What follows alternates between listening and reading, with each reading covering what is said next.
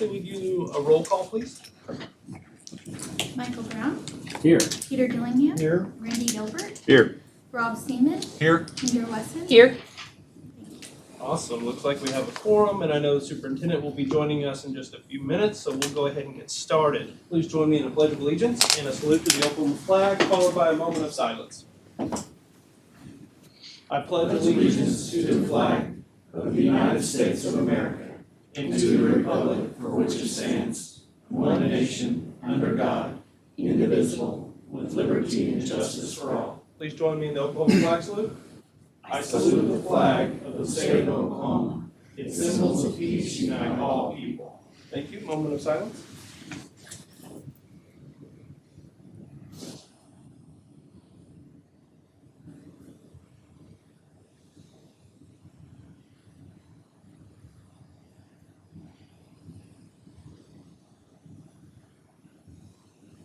Thank you. You may be seated.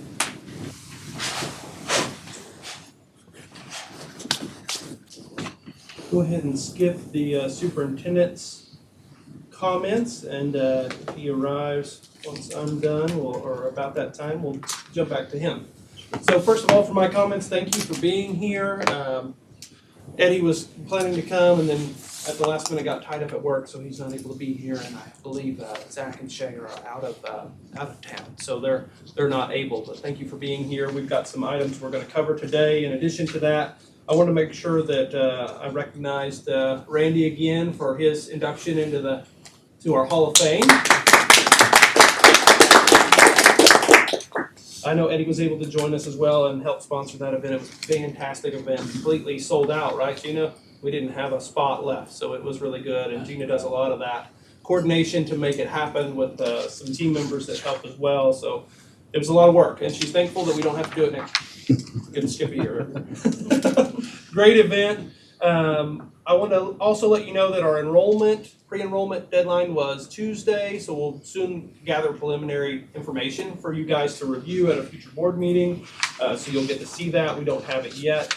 Been a lot of work this fall on schools that are not currently in tech center service areas that we call white spaces. So we've been doing a lot of that, making sure that those superintendents and those school board members know their options and what's available. So actually is probably spending more time with assessors than we are the schools to make sure that they understand how the taxation works, so that we can give good information to the patrons if there was a vote.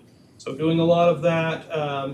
We recently sent out our wait list survey, so we'll have that information back for our next board meeting as well to review and compare that to the action that you already made on the funding request. We'll look at that paired with, as soon as the waitlist survey is done, we'll send out the one-time funding survey that will collect the data on how they're using the one-time dollars thus far. So we've given them a 2-year window to get that spent, because we realize sometimes it takes a while to do construction or get things in or get hires made. So we'll get a 1-year collection. We'll do that again in the spring, and then we'll have next fall to collect as well to see where they're at. So we anticipate enrollments to be up. We don't know that yet, but we anticipate them to be up. I don't anticipate that we have taken care of our wait list yet. I actually think that it may be similar because we have a lot more students wanting to be a part. So we're going to have to continue to grow rapidly. But I could be wrong. We'll wait and see that data. Also working on a freshman legislative orientation, if you will. So bringing freshman legislators into the agency and showing them what CareerTech does and where it is. Maybe show them a school, maybe a K-12 program or two that are close by Stillwater area. I know Stillwater FFA has offered before, some FACS classes and things like that have offered as well. So we're going to try to get that set up for December, maybe early January before session starts, so they have an idea of what our system looks like. So those are kind of the most current events that we're working on. A lot of information to collect.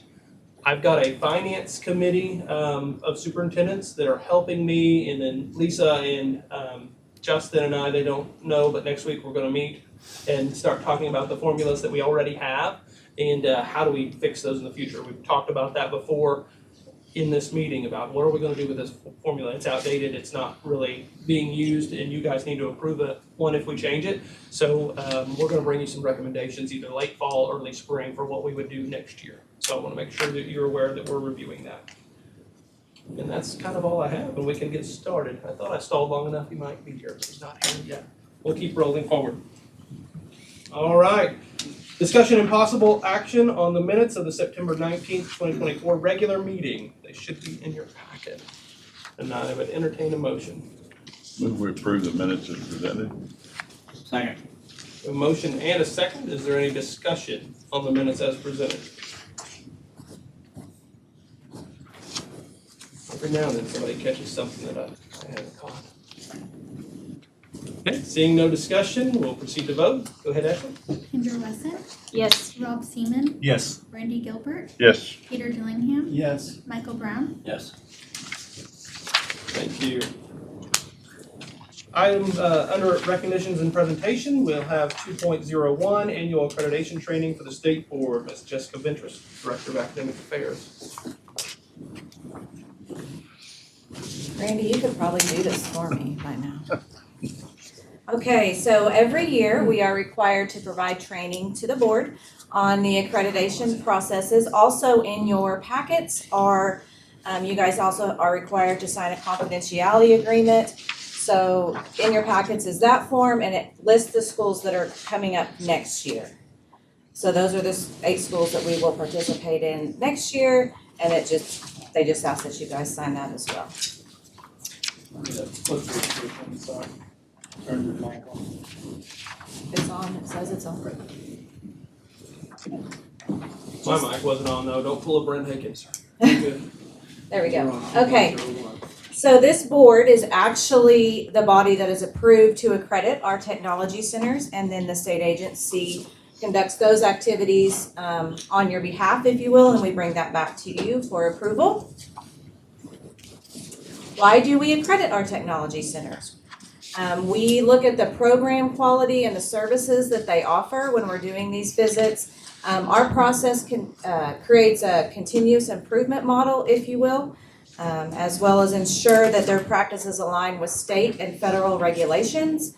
And then it also determines their eligibility to offer students financial aid.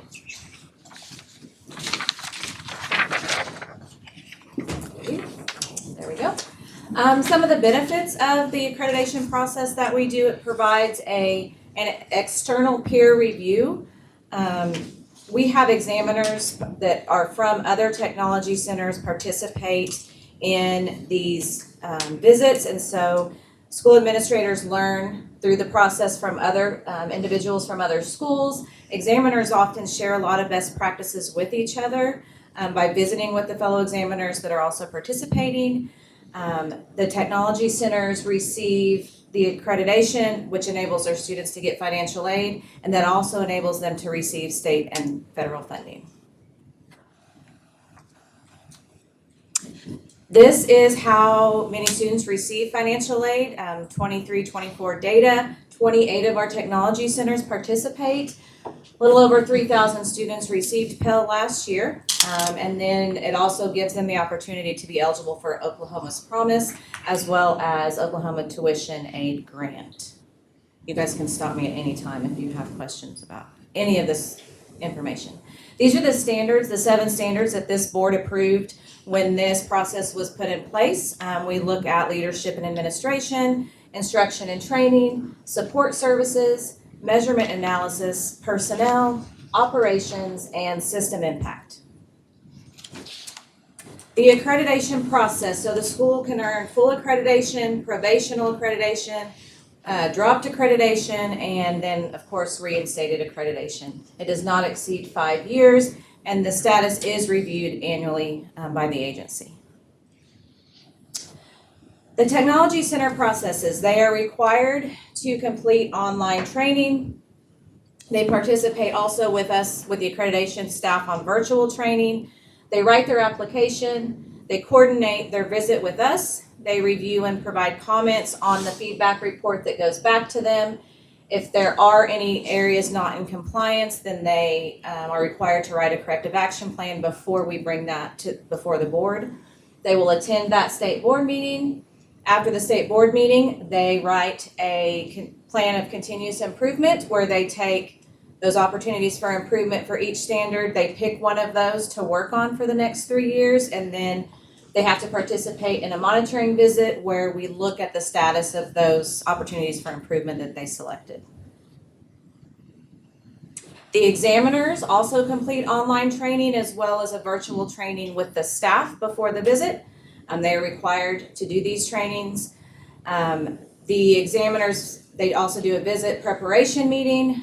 For example, on Monday, it's all day thing that we prepare for the visit that starts on Tuesday. They are required to participate in the full visit, interviews and observations, and they write the strength and opportunity for improvement statements that you guys see in those feedback reports. And then they also score their assigned standards. All examiners are assigned 2 standards to evaluate the technology center on. Those feedback reports that you guys receive, it contains average scores from the examiners, those strength and opportunity for improvement statements. Remember, those are just opportunities for improvement that were found during the visit. They do not require corrective action plan. I believe when this was started, it was something the schools actually asked for, and then they pick one of those from each of the standards to work on for the next 5 years. Again, we monitor those at the 3-year monitoring visit. The corrective action items, those areas that we may find not in compliance, they will be included in that report that you guys receive, and then they must be implemented, that plan must be implemented within 60 days of board approval. Those reports will start coming to you after the first of the year. We conduct all those visits in the fall, and typically by January you start seeing those reports. We are still doing hybrid visits. They are still working very well. The schools and the examiners are surveyed at the end of every season, and they like this model, so we continue to do that. So the length of the visit is determined by the size of the school and how many sites they have. So the first 1 to 3 days are virtual group interviews.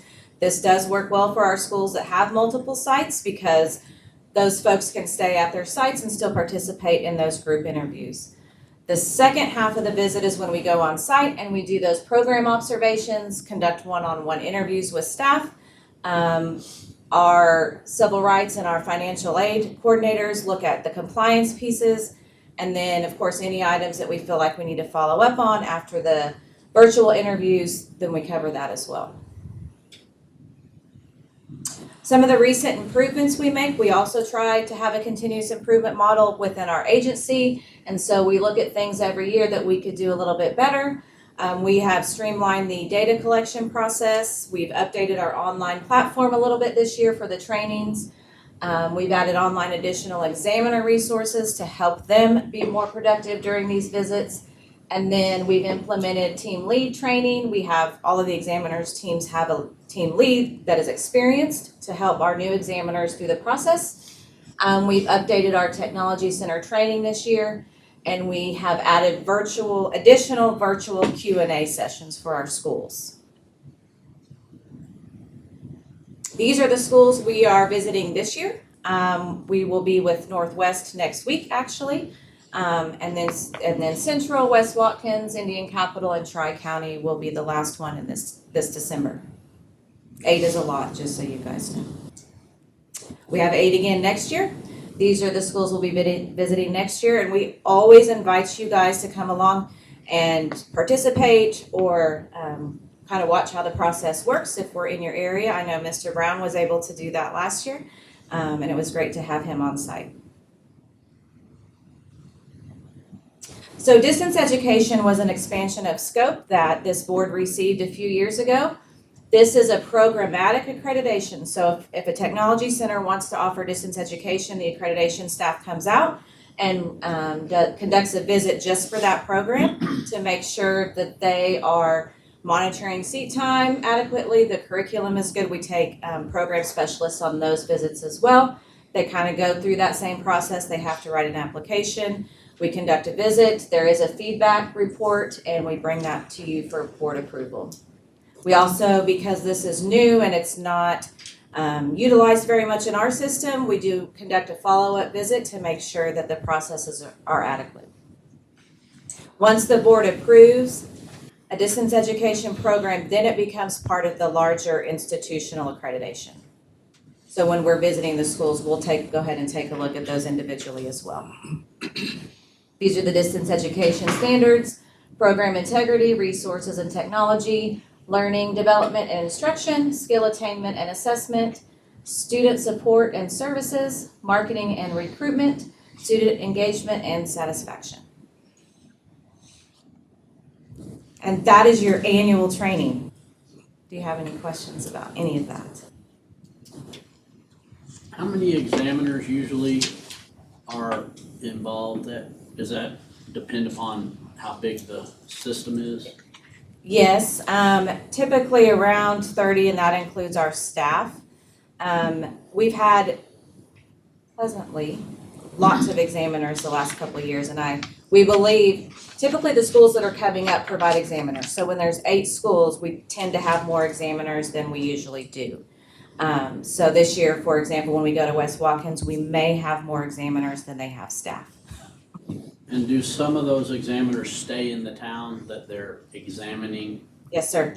So we have hotel blocks, if you will, for our examiners. Do they have downtime whilst they're there? From 5 till when they want to go to bed. Okay. So, just as I recall, when y'all were in Lawton, we had an opportunity to take the group and show them some things that were a little bit outside of the box. So my thought is we have a chance to tell a little more of the CareerTech story to folks when we have a bunch of CareerTech people in a particular town, let's say Woodward, Oklahoma. Mm-hmm. Several of them are staying there. I don't know if it's appropriate, but if we were to reach out to that chamber, or maybe this is maybe we encourage the people we're examining, hey, we're gonna have a bunch of people from around the state in your town. Would you like for them to see what your town's all about? And that gives us a chance, our folks, to tell a little bit of the CareerTech story outside of we're here to examine you and make sure you're doing all the right stuff. So anyhow, I just throw that out as first thought process. Yes, we did try to do that, and We had a flood. we had a flood. So That's a great it was idea, though. Yeah. So I don't know if that's, something that could become just a little bit of a tradition. It's like, hey, it's almost like Leadership Oklahoma. You got 50 people leaders from around the state coming to your town. Those people can leverage that, and we can, as a CareerTech, to tell our story so more people buy into what we do. Yeah, I like it. Not a question, but an observation. I just really, as a board member, appreciate this process and the thoroughness in which Good, thank you. look through all this. Thank you. Good job. We got good people in our system. Very good job. Very thorough. I have a question for you on the distance education. Okay. I mean, that's such a new piece. It Is there is. anything in particular, again, you guys have rolled that out rather quickly. Anything you've learned from that or modifications or how are the career techs doing when it comes to having those type of programs evaluated? So I will say, when this expansion of scope was approved, it was thinking of 100% distance education programs, and we do not have any of those. Okay. So it's a small piece of the 3 or 4 that we have approved, that you guys have approved. It's just a small piece of lecture type opportunities that we are looking at. And because we're a clock hour system, they have to be able to monitor the time. All the lab work, all the hands-on stuff is staying on site. Excellent. Okay, yeah, thank you. I was just trying to think about what programs that would be. So yeah, that's very. And so typically you're looking at, I'm not gonna remember the names of the programs, but more of those technical programs. Sure. I think there's a computer science, Central Tech has 2 of them. Anybody remember the names of them? IT type. Just an IT type of thing where they're able to do some of that. Okay, thank you. Thank you. Thanks, Jessica. Okay, next we have here on the agenda, we've got the annual report from Director Hagan. Annual report is in your packet. There's not a whole lot to present to you. Russell and his graphics team, communication and marketing team do a great job putting this together. It is just a report of the whole year's activities in a data and story form. So we're happy to talk through those things if we need to, but just make sure that you guys are aware that that is out and ready. So if you see anything as this is in draft form, please let us know. Not a not a whole lot to really present on. It is what we did. So Director, you said who put this together? Russell and his team do that. Y'all do a great job. Thank you. I'm telling you, I told you about your social media stuff before, but it's so, y'all make it very easy, Director, to come in from, an outsider's perspective, somebody to go, what's going on at CareerTech? I love how you guys put this stuff together. I think it really gives people an understanding of what's being offered, how many people are involved in it, how much are we talking, cost-wise. It's very, very well done. I've had so many comments about that around the state from the social media and just kind of the things y'all put out. Appreciate that. So yeah, Russell's team does a great job, and we've talked before about how enrollments are up, so you'll see that represented in here, whether that's CTSO or full-time enrollments or whatever you want to look through. Most everything is up, so that is good information for you to have. We are currently going through some of this information as it pertains to a return on investment study or an economic impact study. We have the reports back on that, and Russell and his team are going through that, has some great ideas for highlights and working on a one-pager, things like that, so that we can get that to you by the next board meeting, most likely. So we will also have fast facts, which is within this, that we put into a one-pager or to the little pullouts, whatever you want to call those little pocket pullouts. So you'll have those available for you as well, those little cards. So any of this information that you need, make sure and reach out to us so we can get those things to you. And it is not an action item, but if there are any questions, I would be happy to answer those or turn it over to Russell. Very well done. Superintendent, I agree, it's very easy to read, very easy to see, very easy to understand. So Russell, great job.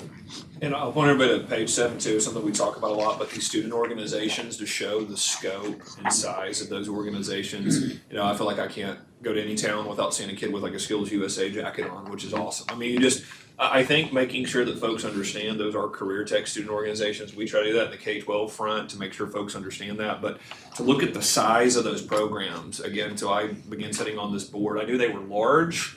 But if I would not have been able to tell you that, again, Skills USA, that I knew obviously had a statewide presence, has nearly 17,000 students involved. I mean, it's just, I love that y'all put that in there, because I do think that's a lot of times people separate that out, but to understand that those are CareerTech student organizations and the size of those organizations, I think is fantastic. We're happy to keep scrolling. Any other questions or comments? Okay, next on back page here. Next on the agenda, we have discussion and possible action for full accreditation for skills centers. All right, Jessica, you're back.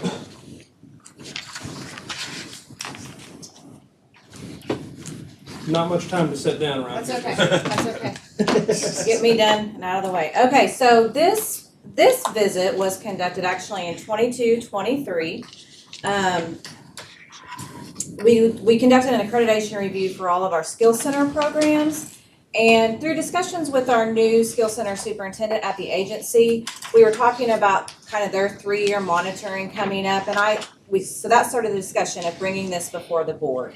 It's not necessarily something we had to do. I just felt like, because we do provide the Department of Corrections with accreditation letters, that this might be something you guys should also look at and approve as well. So when we conduct these visits, the examiner team is basically comprised of agency program specialists, and then our civil rights / safety coordinator goes out to visit these programs all across the state. We have 16 currently Skill Center programs in our facilities.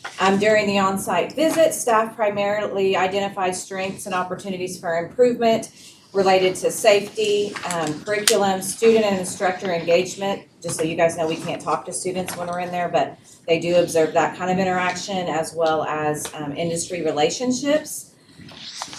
Skill centers, staff, stakeholders, including Department of Corrections employees, were surveyed with our guidelines. So the accreditation guidelines you guys have approved, we adapted those to our Skill Center programs and turned that into a survey basically, and sent that out to the field, and you have those results as well as comments in the report that you received. So the skill centers went through that just like our schools do and picked some things to work on. One of the big items was strategic planning. So they've started that process with some folks from our agency, and we're gonna get updated on that when they do their 3-year monitoring. So we just basically recommend that you accept and approve these actions that are presented in your report. And if you have any questions, I would be happy to answer them. So again, just to reiterate and make sure you know, this is not something that's been brought before the board too, but Jessica and others had great idea that, hey, the board ought to see this as well, because we're really accrediting our own people. So Accrediting a little ourselves. different process because the skill centers are built within the agency. So it's unique, but it's definitely something that you ought to be aware of. So we wanted to bring it for you for an action item. I noticed, since I'm from Enid, that there's a program moving. Is that moving out of Autry? This is where Justin's gonna have to step in. The program at Enid, they did a small facility renovation there. That's the change that happened in. It's just moving. Enid Correction Center. How do we decide what skills we're training at the skill centers? DOC is a huge driver in that, and then also industry needs. We met with a construction company, they said, we'll hire everybody you can produce and in underground utility construction, and they provide us equipment and literally sending several pieces of equipment, and we'll hire the gentlemen that come out of that program. So we started that program. We hired an instructor and started that program, and that's the way, basically what drives it is just industry needs. Yes. So DOC can have a lot of suggestion back to that point, but I think he's underselling, being modest in what Justin and Jerry got done with that underground construction. They came to those two and said, hey, we'd like to put something in, and Justin and Jerry said, okay, we'll get that started pretty soon, and they kind of didn't think that it would happen. And then they called them and said, okay, it's ready, we need the equipment, and they were a little blown away. They're like, okay, all right, we'll get you some equipment. Yeah, So awesome. it's rocking and rolling. Very, very nimble in that way. Are any of our skill centers doing food service training? We have done some culinary work with one of our what we call a partner program. Some programs are not our employees that run the program. Teams here in Oklahoma City is a nonprofit that does some culinary training, and we provide them support. We help provide basically support from putting students in the program to helping job placement, but we don't pay the instructors. And teams would be one place where we are in the culinary realm as a partner program. They do a little of that at Maple Bassett, I believe, don't they? And team would be Chris Steele. Do you remember Chris Steele? Yeah. Chris, Yeah, yes. Chris is one runs that teams program. That's very good in that transitional phase, so they won't go back. Right. So we also do career ready for a lot of the DOC partners. So and possibly expanding some of those things as well, so that they have resume skills and job skills and things like that. Sweet. Here's an unusual thought. Years ago, the State CareerTech Board made a trip to You can turn Jim your mic Hamilton. on. Sorry, I've been the guy not turning it on, and I need Ashley to throw things at me, so I thought I'd point it out for you. Okay, thank you. Thank you for that correction, Mr. Director. Years ago, the State CareerTech Board went to Jim Hamilton, went into a skills center, took a little tour, and it was very enlightening, very interesting, and it was truly amazing what the results of that is. So, Yeah. We go to technology centers throughout the year, so Maybe we should jump into a skills center and let you guys see that. maybe we look at a skills center. Along those lines, we are taking Georgia through a skills center here soon as well, in partnership with OKACTE, taking them through some tech centers and then through the skills center so they can learn from our system. Yeah. Any questions on accreditation? I would move we approve the accreditation for the skills center. Second. We've got a motion and a second. Is there any more discussion? Ashley, do you want to call roll for us? Michael Brown, Yes. Peter Dillingham. Yes. Randy Gilbert, Yes. Rob Seaman, Yes. Kendra Wesson, Yes. Superintendent Walters. Yes. Motion passes. Next, item, we've got discussion and possible action on 2025 CareerTech business plan from Russell Ray. All right, well, good morning, everybody. It's good to see everyone. This should be short and sweet. We went over the business plan at our last board meeting at Green Country. Some things have changed. We made some minor modifications to the business plan. On page 2, our total system-wide enrollments was revised. Our total system-wide enrollments are now at 520,733 enrollments. That's still up 6.3% from the previous fiscal year. The business spotlight on page 3 is the same, no changes there. A great feature story on Captive Air manufacturing facility in Muskogee.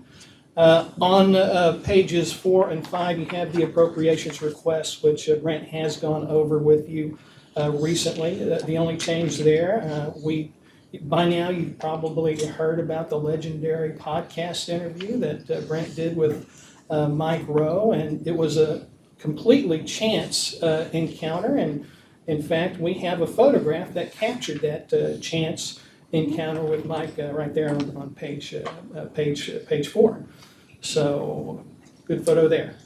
Thanks a lot, Randy, for recommending them. Thank you. And Very good. Very That was totally unplanned, totally by chance, and that kind of publicity is kind of priceless, and we didn't spend a dime on it. So on pages 5 and pages 6 and 7, we have our CareerTech champions stories. These are success stories at various technology centers. We did replace one of the stories that we had versus last time I talked to you. TJ Ellis on page 7 from Meridian Technology Center. He's the service director at a dealership in Owasso, and CareerTech had a big impact on his life. In fact, he said, CareerTech provided me with a great base to build on, whether I was going into college or straight to the workforce. And that's what we're all about, getting people ready for a college and career.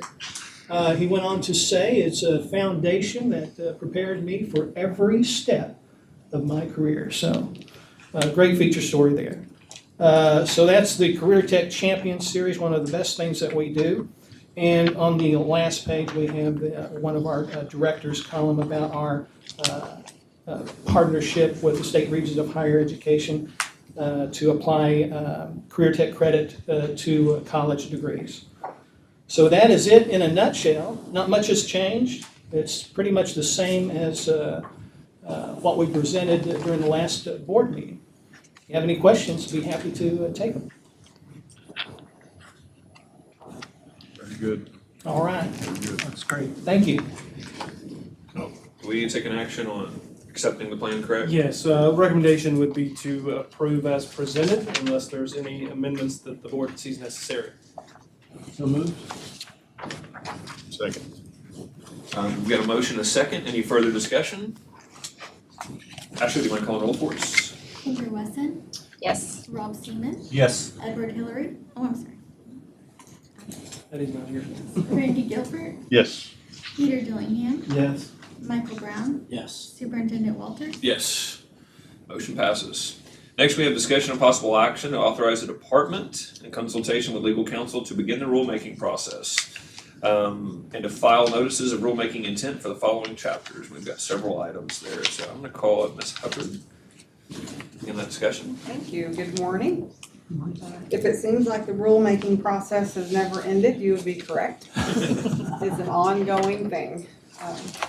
But we are excited to bring just some highlights to you this morning. I do want to let you know that our Rules Advisory Committee that you approved recently has had 2 meetings. They've been very productive.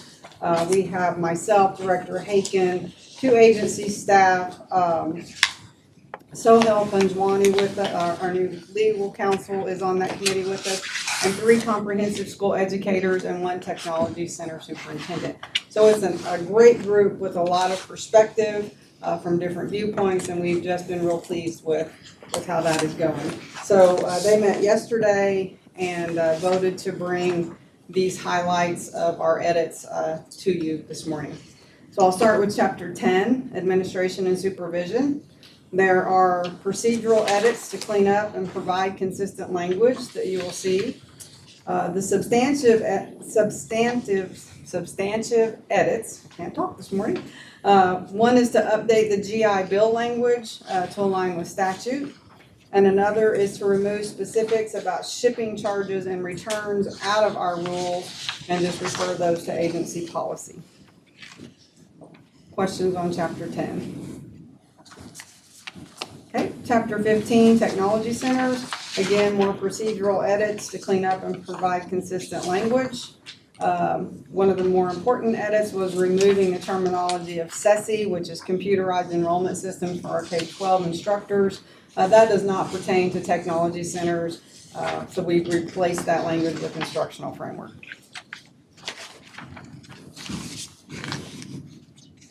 Okay, we ready for 20? Chapter 20 is Programs and Services. Again, procedural edits, cleanup, provide consistent language. We omitted some outdated or duplicated text as well. And the substantial edits include updated language to support our new graduation requirements that were set forth by House Bill 2672 last legislative session. We also updated the agriculture education offerings as set forth by House Bill 2321. We updated language in several program areas to clarify CTSO participation, prerequisites, K-12 teacher contracts, and supervisory periods. Health Careers Education had a name change to Health Science Education to align with the National Association of Career and Technology Education name change. We added language for the new industry specialist certification that was outlined in House Bill 3276 in the last session. We added a rule for administering our dropout recovery grants as required by statute. And that is the highlight. Do you have any questions on any of these? No, so just to make sure I know where we are at in the process, so we are approving them to move forward to start, the public comment and everything else. So this is our approval, and then they'll start the whole process there. Yes. So we don't have really any, well, we got the advisory board, but we don't know of any kind of critical feedback on anything yet. No, this is just to engage in the process. The advisory board added a step, so I with your help, thought it was necessary for more of our people to be engaged in the process to start, so that we had the right rules to bring to the public, so we added that step. So now we're in the normal routine of you guys seeing our suggestions and saying, okay, let's move forward. And the next step will be notice of rulemaking intent to be filed with the Secretary of State, which is November. Yes, sir. Thank you. I recommend approval. So moved. Second. We've got a motion and a second. Any further discussion? Mr. Ashley, do you mind calling roll for us? Michael Brown, Yes. Peter Dillingham, Yes. Randy Gilbert, Yes. Rob Seaman, Yes. Cinder Weston, Yes. Superintendent Walters. Yes. Motion passes. Thank you, Ms. Hubbard. Next, we have discussion of possible action on the resolution of High Plains Technology Center, School District number 24 of Woodward County, adopting the attached map of board districts for school board elections. This is Director Haken's item. All right, thank you, Superintendent. So if you'll remember, we had a big election in Beaver County last year, which is a substantial increase in their membership. The delegates that are, or not the delegates, but the residents in that area that are declared to vote. So what that means is they have to rezone as they are really forming a much larger district now. So when that rezoning process went through, and we now need to approve their rezoning. So pretty simple and straightforward, really. They work through the right channels to get that done. You can see the map there of the zone. So happy to answer what questions that I can if you need those. Pretty straightforward. Pretty exciting time. It is an exciting time. And I would move we approve the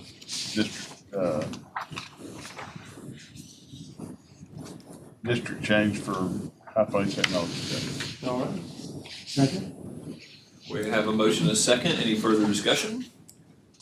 Ms. Ashley, you mind calling the roll for us? Kendra Weston, Yes. Rob Seaman, Yes. Randy Gilbert, Yes. Peter Dillingham, Yes. Michael Brown, Yes. Superintendent Walters. Yes. Motion passes. Next item, discussion of possible action on a resolution by Moore Norman Technology Center School District number 17 to discontinue the practice of electing school board members at large and begin requiring the electors of each district zone to elect a resident within the district zone to represent the district zone on the Board of Education. Director Hagan. All right, so a little bit different in this situation. It's not due to a recent election, but also but rather a bill change or a statute change. So we also have, I think they call you assistant superintendent or director of operations. Chief of Operations. Chief of Operations. I couldn't get it right. Kyle is here, so if you have any questions of that process, actually one of their board members was instrumental in this law change, and because of the number of electorates in their area, they are moving to rezoning and away from a member at large. So you'll see that. Do you have anything you would like to add? Yeah, I would just say that a lot of this came from questions we were getting from our community. The thought of district zones are set to be representative of the population. You have to live in that zone. Once you get elected, you represent that zone, but the voters are coming at large. So if the two of us were running against each other, I could have 0 votes in my zone and still win it if everyone outside of my zone were to vote for me instead. So it kind of brought into question, why are we voting in that way versus letting the voters in the zone elect who's going to represent them. So, good process, statute change, as I pointed out, that happened the year before, so just working through the process now. Is there any questions? Director, so we are approving their resolution to basically put in place a practice, Zoning practice, yes. zoning practice that aligns with statute. Yep, correct. So moved. I said it makes sense to me. Second. We have a motion and a second. Any further discussion? Okay, Ms. Ashley, you might call and roll for us. Michael Brown, Yes. Peter Dillingham, Yes. Randy Gilbert, Yes. Rob Seaman, Yes. Kendra Weston, Yes. Superintendent Walters. Yes. Motion approved. One thing I would tell the board, the prior item, 4.04 about High Plains, we are going to have at some point that superintendent and their new administrator in Beaver County come and present kind of how that went. That was a big change, hasn't happened in a while, so they're going to present how that moved forward with adding a whole county. Director, was there anything else on the? We can entertain a motion to adjourn. Well, let me, Yes, sir.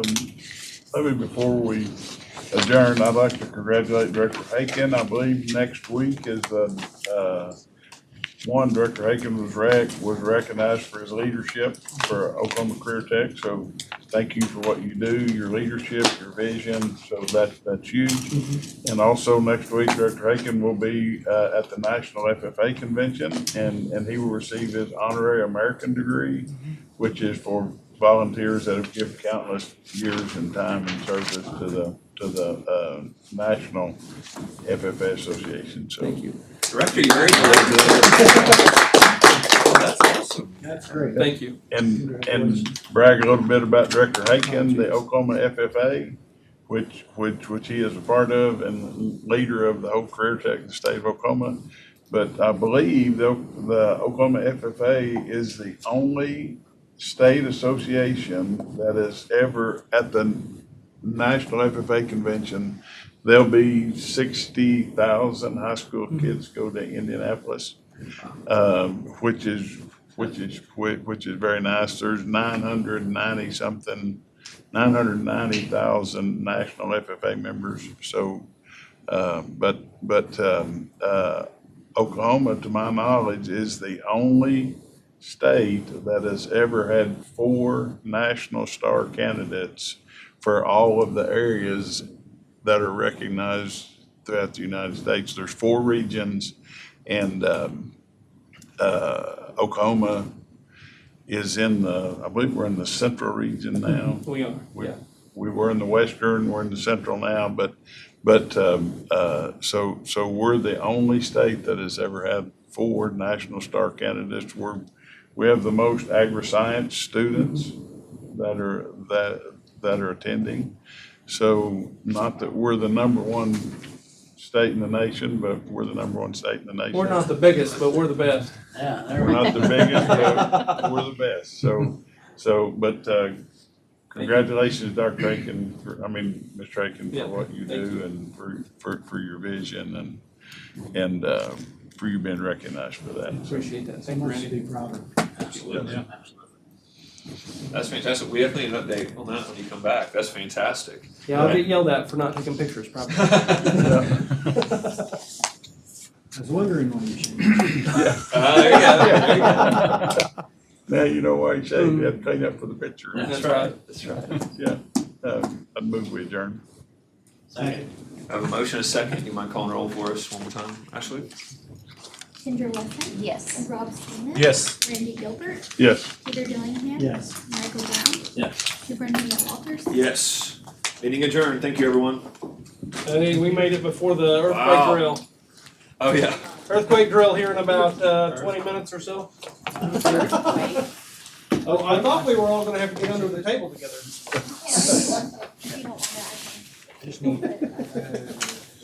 Well, so the girl's doing all right. The wing's healing. She's doing good. Yeah. She's doing good. Dramatic for her, but hey, how are you? Great to see you guys. Yeah. Yeah. Good to see you. Yeah, so I've got to come up with an alternative reason to go to. Yeah, I would